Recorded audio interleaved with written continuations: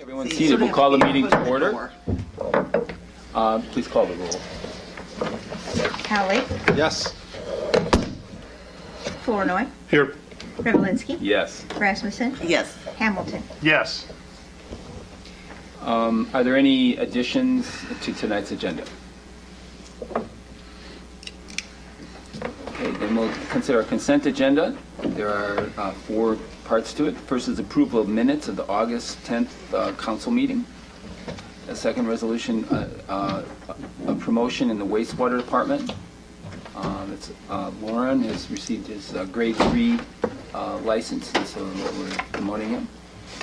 Approval for liquor license for the pep stop, and approval of claims in the amount of $371,449.07. Joy, there was does that reflect the amended amount or? It does. I believe It does. Yes, it Yeah. does. In other words, for 287, Yeah. I believe it does reflect the amendment. Yeah, because the one invoice was wrong. Okay.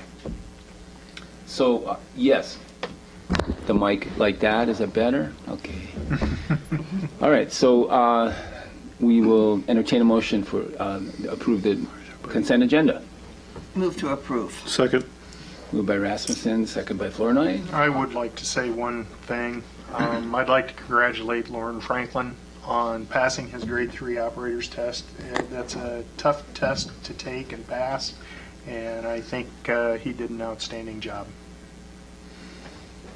Good job, Lauren. Please call the roll. Rasmussen, Yes. Flournoy, Yes. Hallie, Yes. Hamilton, Yes. Revelinsky. Yes. Next, we'll move to resolutions and action items and ordinances. The first item is to set a public information meeting for wastewater conveyance step 2 on September 22nd, 2015 from 6 to 8 p.m. here at City Hall. And Mike, that's going to be an open house information session, is that right? Yes, sir, that's correct. Basically just an informational session about the alignment and other information that adjacent property owners may be interested in regarding that portion of our conveyance project and upgrade. Okay, so anyone who has any questions or like to really hear about what's going to happen there, that'll be, that's Saturday. No. Tuesday. Tuesday. I'm looking at August. Okay, it's a Tuesday, September 22nd from 6 to 8 p.m. Next, we have, we'll be able to award the Jefferson Avenue Sidewalk Project. Melanie, you want to tell us about that?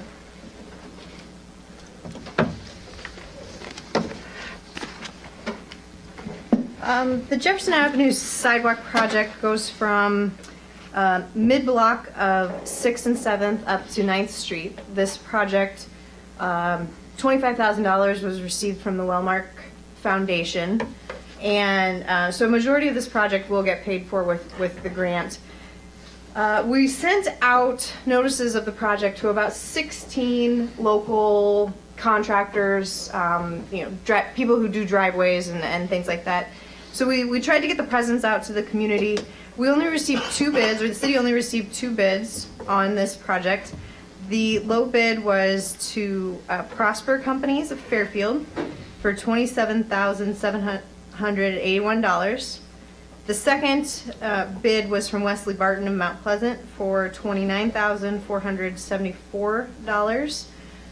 So Mike and I discussed that we would recommend award to Prosper Companies.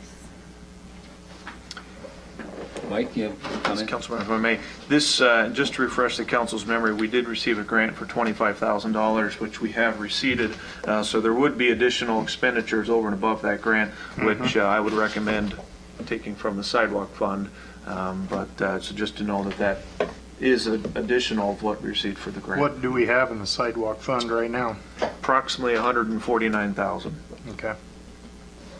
I haven't opened up the bid there. How much was the bid for again? Tell me. 27. 27. 27. So we're 2,000 over, I see. Almost 3, 27,781. I see. So you're 2,781 over. Do you need the motion? We do need a motion awarding the I contract move that we to- accept the bid from Prosper Companies for $27,781. Motion, is there a second? Second. Okay, motion by Florina, second by Hamilton. All in favor, please say aye. Aye. All opposed, the same sign. Just one point about these kind of grants. I don't know if this was included in the fiscal policy that was created, but before we applied for the grant, we discussed where the matching funds or any additional funds would come from, and we knew we had some wiggle room either from Public Works or from the sidewalk fund. And I think that's important anytime we apply for a grant to identify the revenue source for the match or any overruns.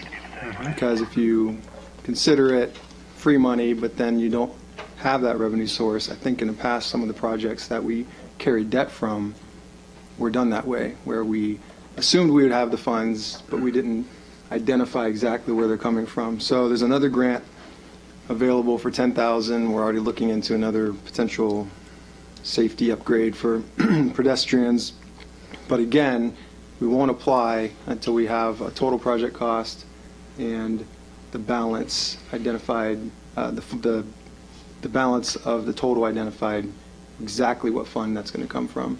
I think that anytime we're doing this grant these grant-funded projects, we should be careful. And On this particular grant, did you not have to submit a budget with the application? no, they gave it to us in a lump sum, but we did have a budget. We did have a budget, and it was very tight. We were expecting about $2,000 to come out of the sidewalk on that one. This will be, by the time you include the design and the application, about $5,000 will be coming out. So it is it's about $3,000 higher than what we were expecting. But we also knew with this type of project, we couldn't just stop the sidewalk short of 9th Street.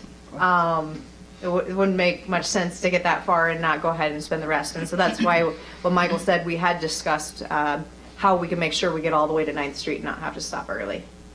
And we're getting a $30,000 sidewalk for $5,000 of our own money. So that as long as we know we have that $5,000, then we can go ahead and move on it.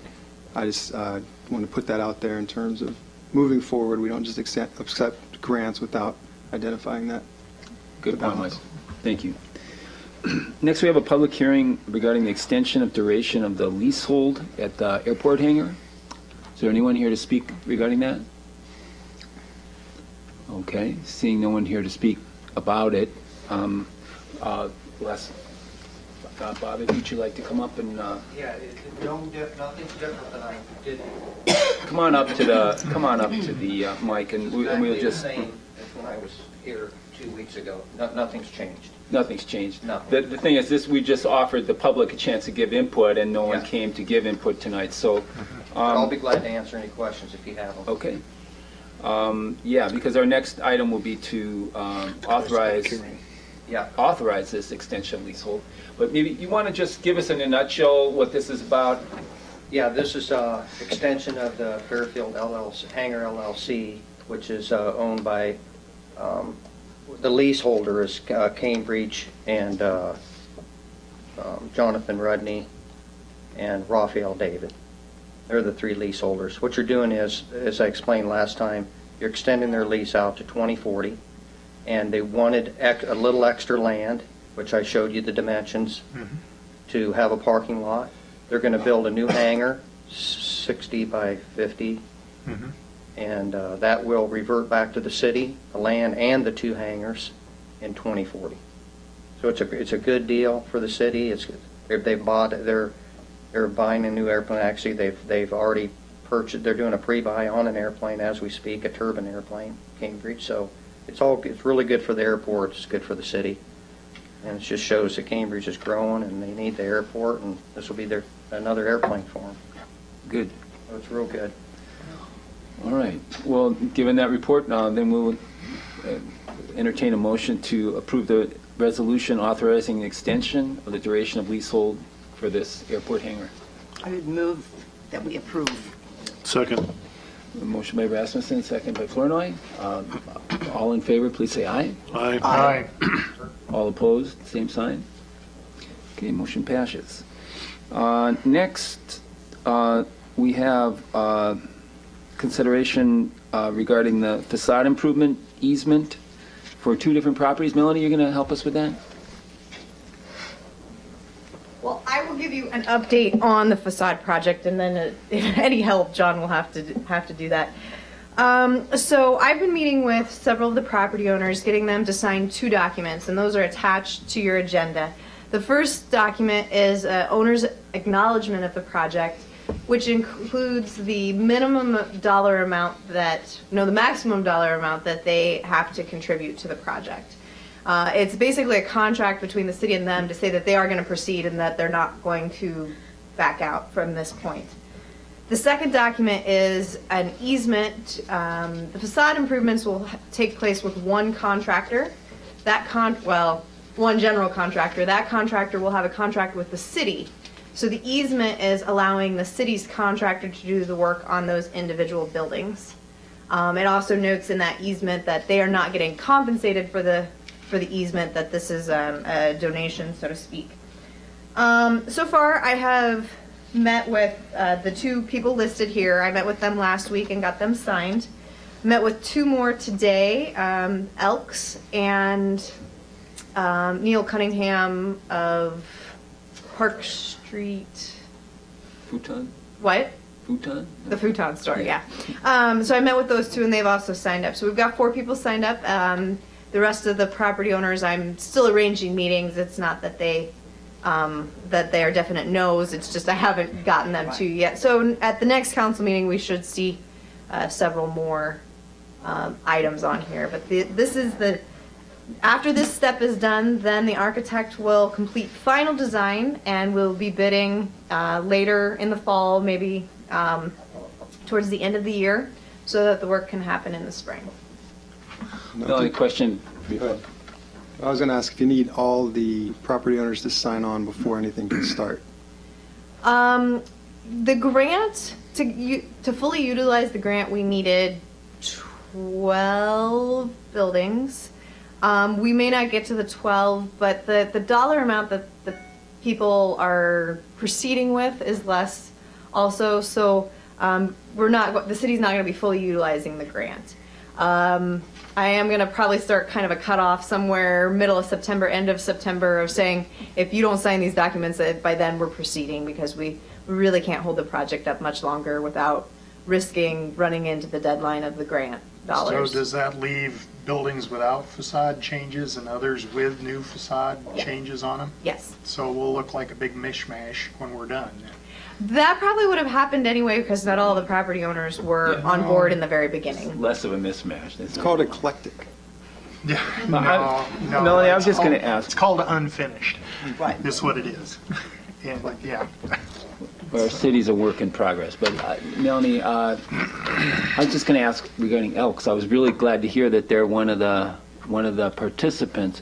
Are they going to do anything more than paint the aluminum siding there? Or, I mean, one of the things that this architect is doing with a lot of the buildings is working on breaking the facades up so they don't look so big and empty. Yeah. And so what he does with that is puts some false pieces on there made with cement board to make it look like false windows. So there's going to be some false windows up on either side of the Elks sign to help break up that large mass that could be used for a logo or something else that they would choose. They're also replacing the awnings. I see. Good. Okay. Is there any, when's the deadline for the grant to run out? Spring of 17. And then no chance for an extension? CDBG does allow extensions, but it's under rare circumstances. If it's simply property owners dragging their feet, that's not really acceptable.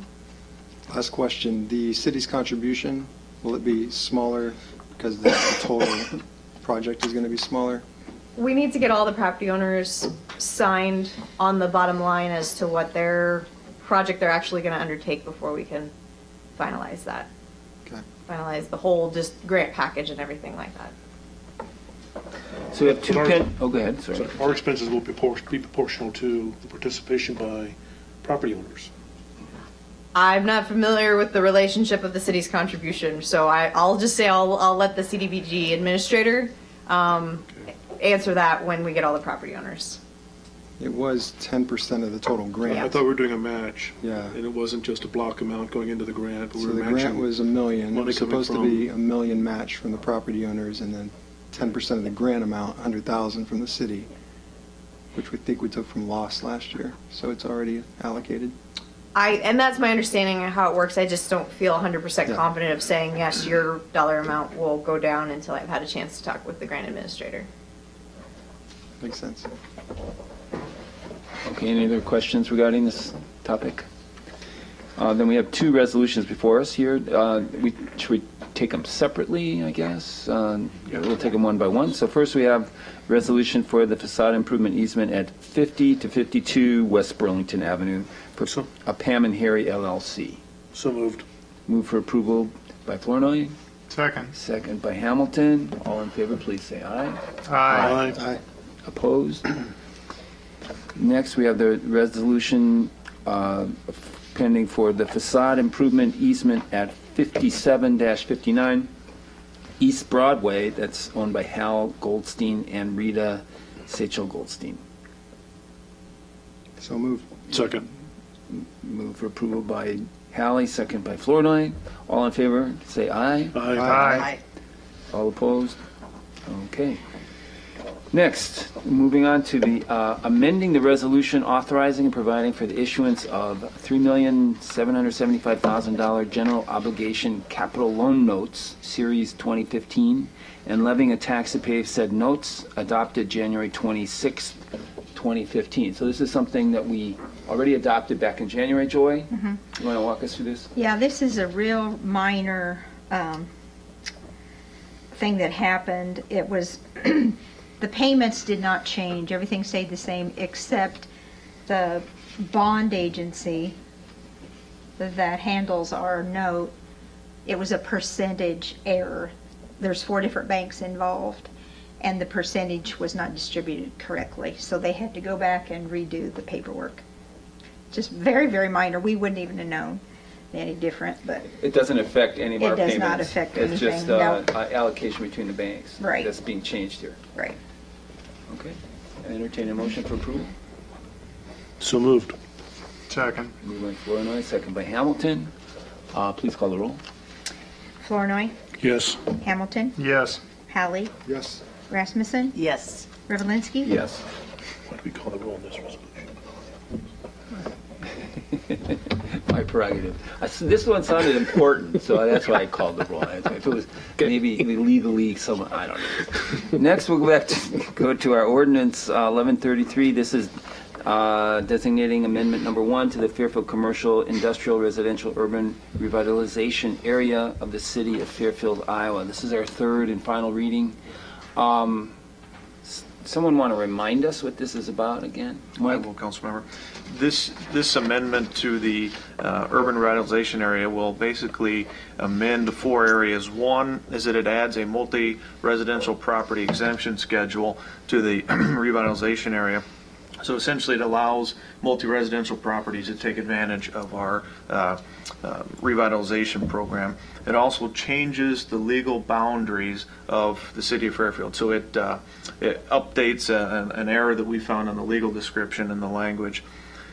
It also allows for projects receiving other governmental assistance, tax rebates or grants or that type of thing, to participate in our revitalization program.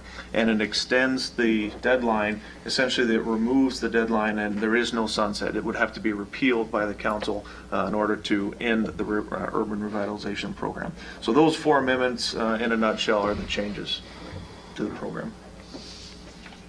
Any input from the community regarding this ordinance? Public hearing open? Seeing no input, we'll close the public hearing, and what's the wish of the council? Any discussion from the council? Anyone hear anything Move about to this? approve the ordinance from the third through the final reading. Moved by Hamilton, Second. second by Flournoy. Please call the roll. Hamilton, Yes. Flournoy, Yes. Rasmussen, Yes. Hallie, Yes. Rivalinsky. Yes. Next, the mayor asked that we set a special council meeting for Monday, September 21st at 7 p.m.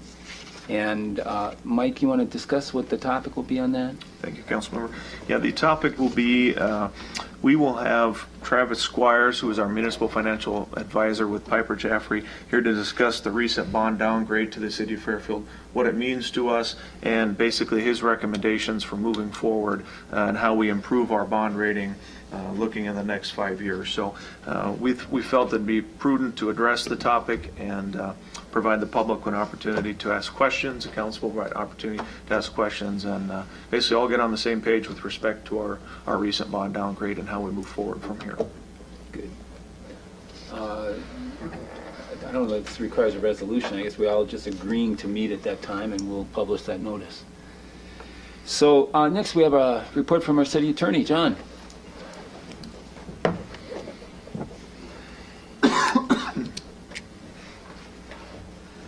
In your packages, or I should say your tablets, we finally got our final approval letter, so that's the first thing I want to report to you on the sale of Logan Apartments. The letter doesn't have a date on it, but it was emailed to us on the 20th of August. So we started that process back the first week of February with the Iowa Housing Authority, and it finally says that HUD granted final approval to change ownership from the city of Fairfield to Thomas Jimenez. Approval authorizes him to take possession and assume the burdens and benefits of ownership. Conversely, it ends it for the city. So that's what we've been about for several months, and would have liked to have that happen a couple months into it in the mid-spring time as far as things in our balance sheet, but it's done now, and we have the funds and we have the authority, so it's an obligation we no longer have to deal with as far as HUD. Second thing I'd like to mention to you and ask you to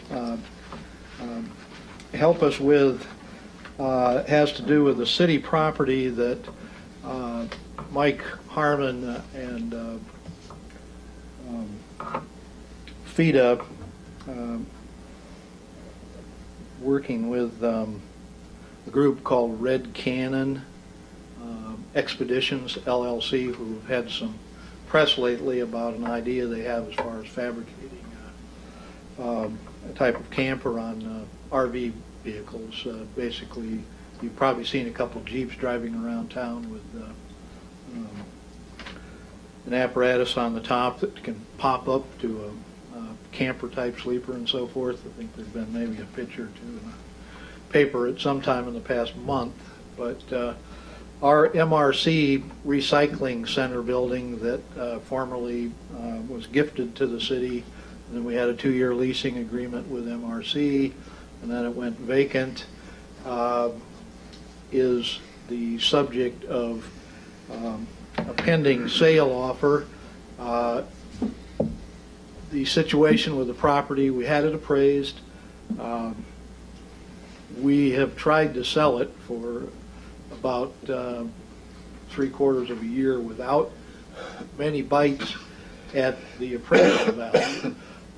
State law says we can't dispose of property to for-profit entities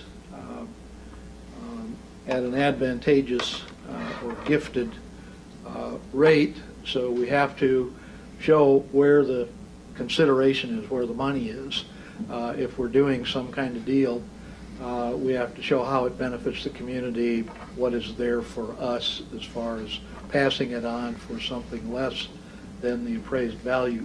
The way to do that, traditionally, we've had development agreements for different things, including our civic center and so forth, in past years where it was in a urban revitalization area.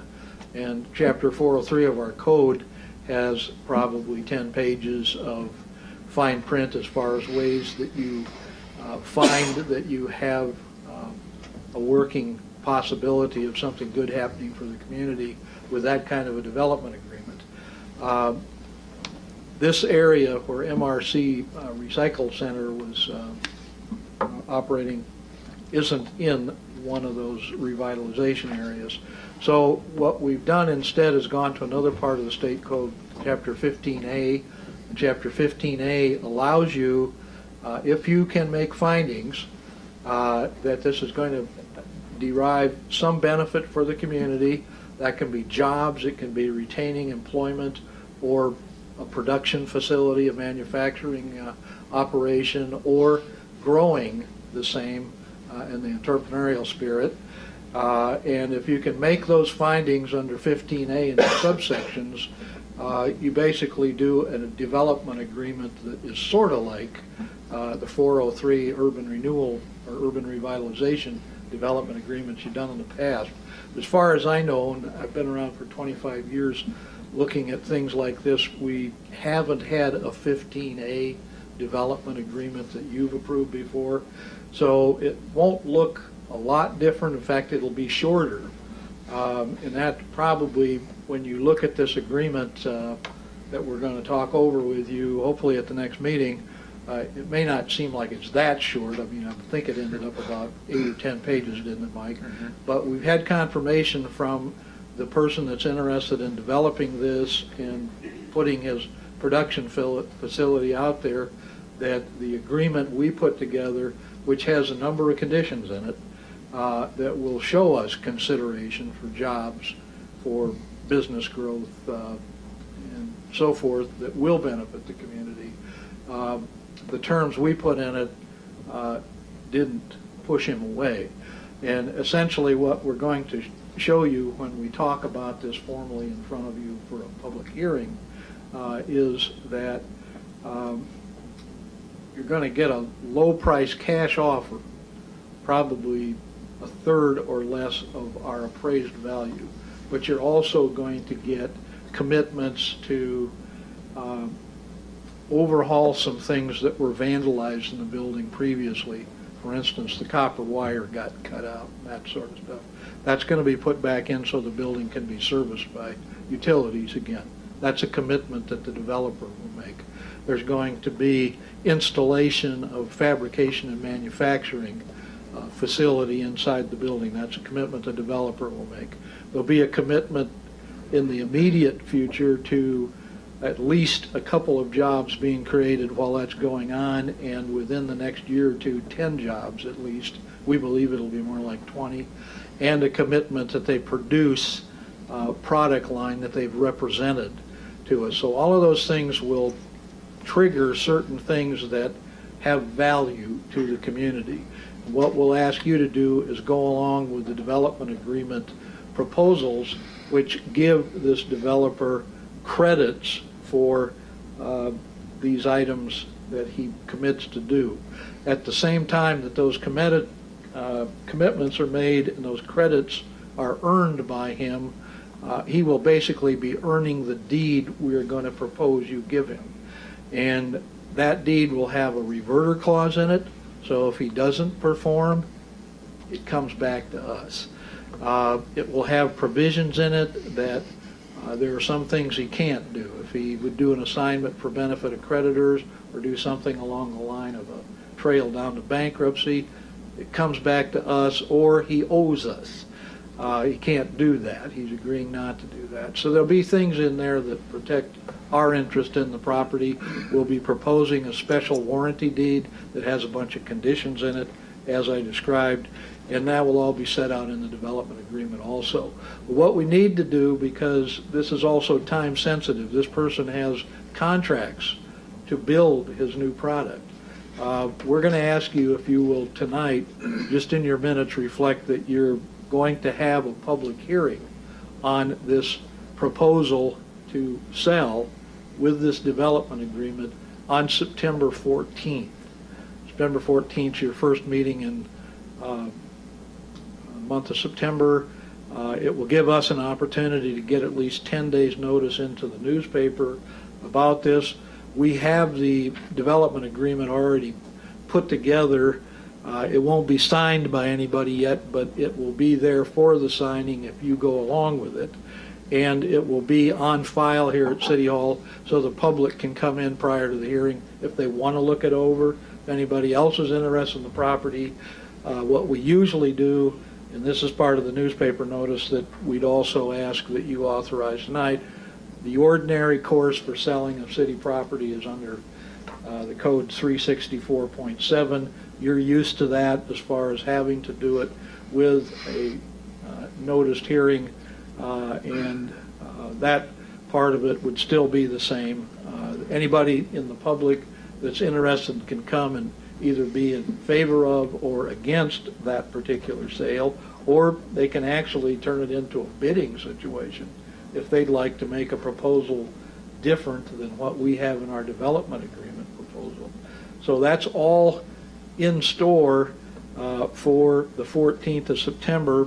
You'll all have the development agreement in your tablets before then, and it'll be on file over here. But we'd like you to help us out by doing this just essentially on my request that you do this tonight for the 14th of September.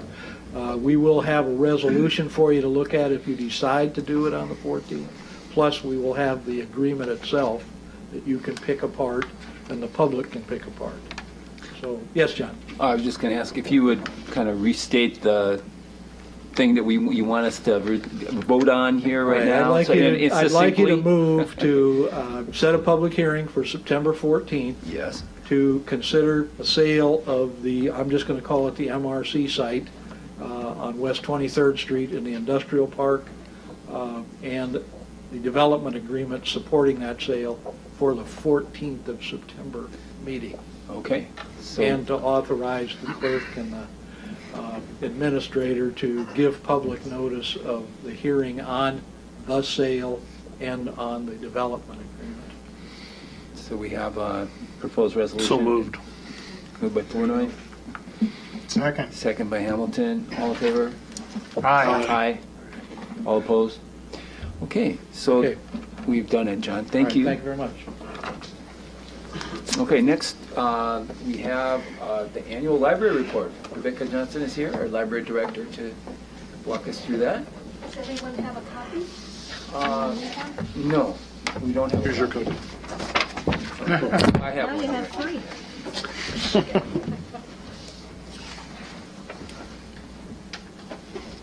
So I'm reporting on the status of library funds, the state of the collection, and services rendered. So starting with the general fund, you'll see that we spent about $10,000 less than was budgeted this last year, and that's an anomaly. We did lose one member of our staff, and I filled in myself for that time period that she was away, and that accounts for the $10,000 short, being in the black. On the memorial fund, next page, you'll notice that receipts were very close to the previous year, with the exception of something new called Technology Tuesdays. And we brought in about $670 in donations that basically offset the cost of equipment that we had to purchase for that program. Next page, Capital Improvement Fund. I'm just hitting the high points here, and I welcome your questions as we go. You'll notice that in the prior fiscal year, we had an insurance settlement for damaged carpet in the amount of $63,000, and that left us with a pretty hefty balance in that fund at the end of that year. Going into this year, we used about $38,800 of that to help fund library materials. Our library materials budget from the general fund had decreased pretty dramatically, and this was a windfall that helped us to continue purchasing new materials for the collection. We also purchased early literacy stations. These are computers, each of which has 1,000 educational games, and they're in our youth services department. We used donations. 100% of that $13,655 came from grant money and donations from the community. And you'll see a little later in my report that they've been very well received. Next page is Library Endowment Fund, with the exception of some growth in stocks that we received as gifts. That fund has been very quiet. We're not really adding to it or spending from it, but we're just using the interest income checks to help with library materials and things that are not in our normal operating budget. So how much was that interest? If you, Because it's not reflected if here. you look at receipts under library Mhm. endowment fund. Guardian they're right gain here. and stock gain.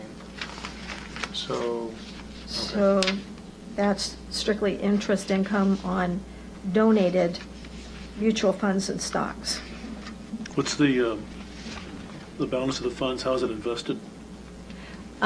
Because we're a pub, $479,000 or I'm just right, curious. because we're a public entity, we're restricted as to how we can invest it, and so it's in certificates of deposit at local banks. And I can tell you that in the 10 years that I've been in this role, interest on CDs has gone from about 5.5% or 6% to roughly 1/4%. Now we're seeing it coming back up a little. I just moved a CD over to a different local bank because I could get 1.35%. So that's progress. Okay. Next page, cash reconciliation of all independent library funds. You see the totals from the previous pages balanced with the cash reconciliation, balanced to the penny.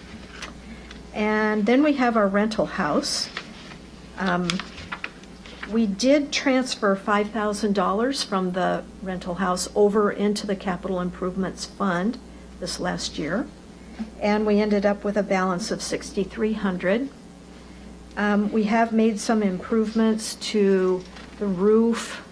We had to buy a refrigerator. There were a number of maintenance projects that we accomplished, but we still had positive cash flow. Now on to the report about the collections. You'll see that total unique titles at the bottom is 78,000 items. Now what we mean by that is that we may have multiple copies of a given title, and we don't take that into account here. We're saying unique titles totaled about 78,000. Contrast that with about 10 years ago. When I came into this role, we were managing a collection of about 100,000 unique titles. So we have significantly downsized the collection for a couple of reasons. One is that this is the size of a collection that we can maintain at our current budget, okay? When I say maintain it, I'm talking about the standards for accreditation set by the state say that a collection has to be actively managed. You have to periodically, continuously review it, evaluate it, and weed materials out that are misleading, ugly, superseded, trivial, irrelevant, etc. Now, just because something is on a weeding list, that does not mean that we automatically weed it. Every time we remove something from the collection, it's a thoughtful process, and there are 7 reasons why we keep certain things, even though they're on a weeding list, okay? But it's important to know that the collection has really reduced in size. So we have the same level of funding for library materials that we had back in 1996 when the library was built. Our funding for library materials has not increased, okay? But the cost of library materials has increased. Now going on to the next page, library circulation. You'll notice that we've really increased the number of programs offered my goodness, it doesn't show here, but our programs offered ended up being 410, and attendance was over 10,400. So that's quite a step up from the previous year, and that accounts for our new Technology Tuesdays programs, which we offer twice a week, all through the year. But we also have a wonderful youth services librarian who is really offering a lot of good quality programming for children. Now, if you look at circulation, what you'll see, not surprising at all, is that on the adult side, you're seeing a decline in circulation with a much smaller collection over time. But we have made a point of making sure that we're funding the youth services side really well. And circulation is up, up, up, up. You can see quite a few of those are up. We're also seeing an increase in downloadable books, audiobooks and ebooks. And the new youth services educational game computers were used 3,849 different sessions throughout the year. The last page here summarizes what's happening with databases. EBSCO databases last year were used 7,265 times. This year, 9,736 times. We're also seeing an increase in people using our grant databases. A lot of people searching for grant money at the library. Down below, you see the public computers. The new youth services computers are used well. And Overdrive, Wilbur Consortium usage is up. Thank you, Questions? Rebecca. Any questions for Rebecca? I've got one question for you. Yes. How's the solar panel array working out for you? It's working well. We are saving roughly, conservatively speaking, I'd say we're saving about $2,500 a year Okay. on that. So one option for an investment that would yield a lot better than those CDs would be to expand that array, and you get them closer to 8 to 10% return on investment. So would that be something the library board would be interested in hearing about? Are you suggesting that the money comes from where? Well, potentially from your endowment. If you're not legally limited to use it for something like that, Uh-huh. you could get a lot better return over a 10-year period than you could possibly get from CDs. Interesting. Yeah, so, It's something that definitely could be presented to the board. okay, I'll pass that along to some Okay. interested parties. Uh-huh. Great. Any other points for Rebecca? Anything else? I actually have 2 points for you, Rebecca. First of all, I've been meaning to come to the library because I'm interested in this personally. Maybe you just tell me because maybe other people would like to hear about it. Uh-huh. So about the ebooks, do you have to come to the library itself to download an ebook like the rent? You can do it all through the website. Right. Oh, good. I've That's been meaning right. to get on there and look. Yeah. And the Wilbur Consortium just dissolved, and we're part of a new statewide consortium called Bridges, which gives us access to more Great. titles. Of course, we're sharing with more libraries. But it accommodates all the different file formats. So if you have an iPad or an iPod, if you have a Barnes & Noble Nook, a Kindle, all of those things are accessible. Great. Those files are accessible through that. Great. Interesting. And we're Well, now offering workshops, free workshops through our Technology Tuesdays program, teaching people how to download. And we've had a nice turnout at each one of those. So if you haven't attended, consider stopping in. If I have to, I will. I'm going to try doing it without attending. But I have Yeah. another question, actually, a little Sure. more substantive question.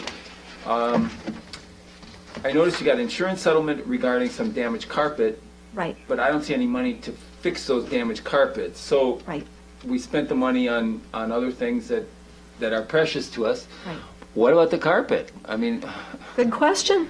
Good question. So our funding for library materials at one point was cut from $24,000 to $4,000 from the city. And that was the year when we received the carpet settlement. Right. And the library board went back and forth about what are we going to do. As you know, we have a foundation, and the foundation supports capital improvements at the library. And so we thought, well, maybe we could combine funds from the foundation and the carpet settlement and recarpet the library. But when funding for library materials dropped so dramatically, we thought that's going to have a greater impact on our patrons than a new rug. And so we put the money into the collection. We also are very aware of the fact that in our basement, we have a boiler and a chiller with a 20-year life expectancy, and we're 18 years into that cycle. So what's the priority? Is the priority a carpet, or is the priority making sure we have a vital collection and saving toward replacing the HVAC system? Those are the questions the board wrestles with So we're just making do with the carpet we have, even though we got insurance money to replace it? at this point. Yeah. Yeah. Okay. I just It wanted would to cost clarify more than double that settlement to recarpet the library. And then we would have to move all of the shelved books out of the way to install the carpet. that. Why did they So- give us money for carpet? Was there water damage or something? We had a temporary cleaning crew, and a member of that crew came in and did not realize she was dragging a trash bag across the carpet that had red food dye in it. And it went 75 feet from the front door to the back door. So when the insurance adjuster came, we tried having 3 different companies clean the stain out, and they were unable to remove it. And she said, the carpet has been so well maintained, despite its age, we're going to give you this settlement. It was a very generous settlement. But the credit goes to Tim and Linda Michaels, the cleaning crew, for all these years taking such good care of it. That Is we it ended- still we ended red? up- I didn't know, I haven't known. We have some areas where it's still stubbornly there, yes.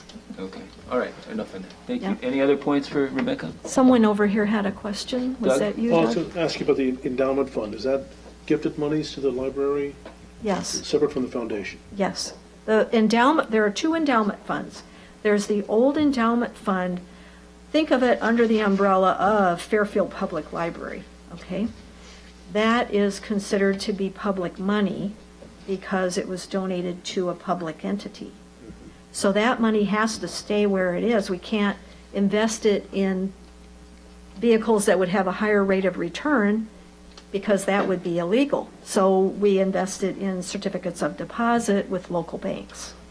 Then separate from that, you have the Fairfield Public Library Foundation, which was formed for that reason, because as a separate entity, it's governed by different laws that permit its board to invest conservatively in vehicles that have a higher rate of return.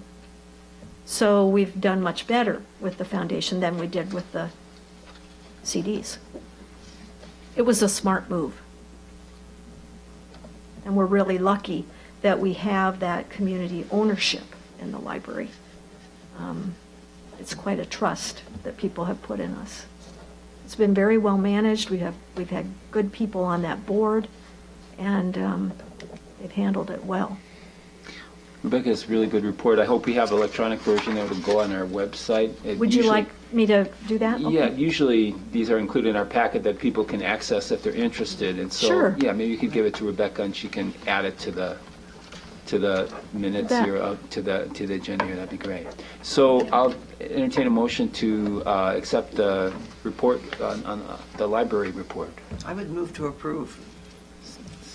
Moved by Rasmussen. Second. Second by Flournoy. All in favor, say aye. Aye. Thank you, Rebecca. Thank you. Okay, next, we have an update on our various projects. Melanie?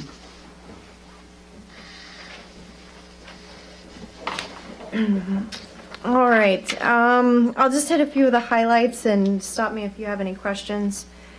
On Highland Street, yes, it is dry.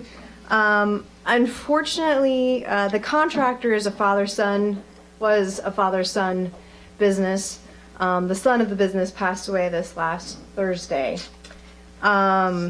We did manage to talk to the foreman for the job, and the crews intend to mobilize later this week after the funeral. So we don't have, I haven't had a chance to talk to the father, and frankly, I'll give him a few weeks as far as schedule on the rest of Highland as well as 3rd Street. But in a couple weeks, I will talk to him about those projects to make sure that they feel like they are still going to be able to get it done. And everything I've heard is that they will still be able to complete the work this year. But I'll give them a couple weeks and have a better idea on how those projects stand. But hopefully we will see some people out there this week. The basketball courts at OB Nelson, the second half was poured today. So the hoops will be up very soon. We want to make sure the concrete's done before we put the hoops up, just to keep people off of it. And then Derek and I will be working with the other 2 contractors to get the lights going and the fence up on that. So should be usable at least during the daytime next week.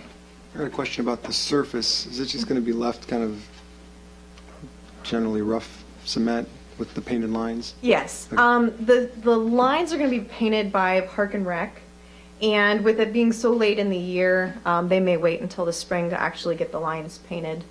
But it will be that rougher. We didn't want to make it too slick since it is an outdoor court. Yeah, that's smart. So when you put the lights in, they'll be lighting up the skateboard park as well as the basketball court?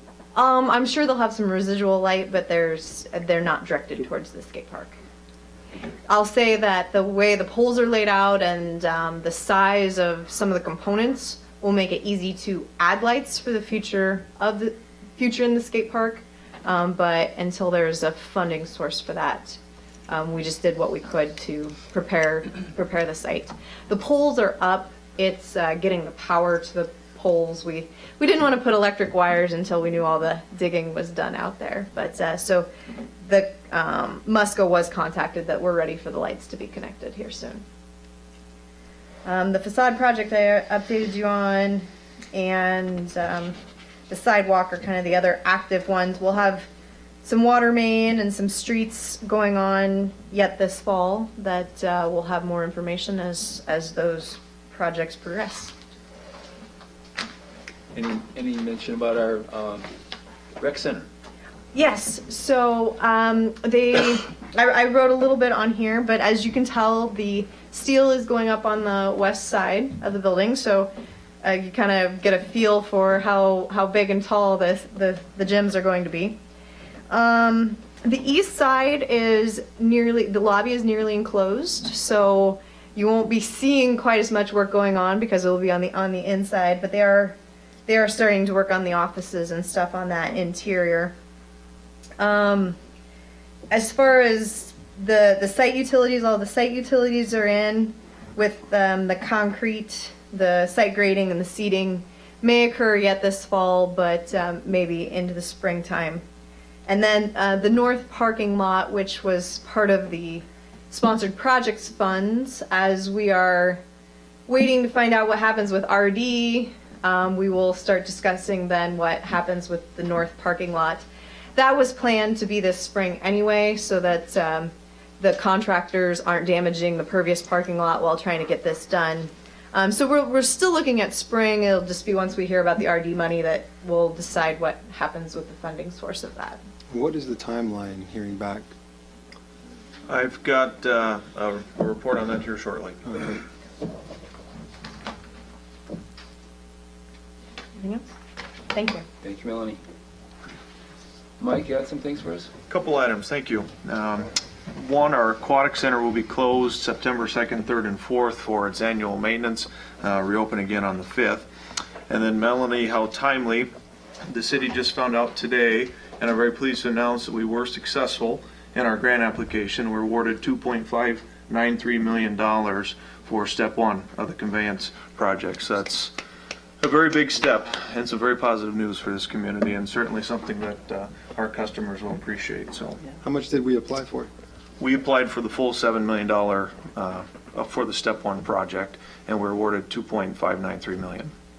And that's 2.59 that we didn't have before, that we were going Absolutely. to have to charge our Right. users for. Right. So Absolutely. that's We great. still have $5 million though, that we have to come up with Yeah, to so pay we will for the rest of it. we will be borrowing most likely from the SRF.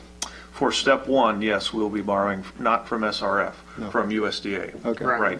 The other good news is that our interest rate, we're locked in at 2.12, which is very, very close to the 2% that we're going to borrow from the state. So our interest costs will only be marginally higher, and we have $2.6 million of additional grant funds, which is fantastic news to our customers. Okay, so just to get this back up a bit, we were required, as part of getting the grant, to borrow the equal amount from the USDA. So if we got Correct. about 3, then we have to borrow about 3.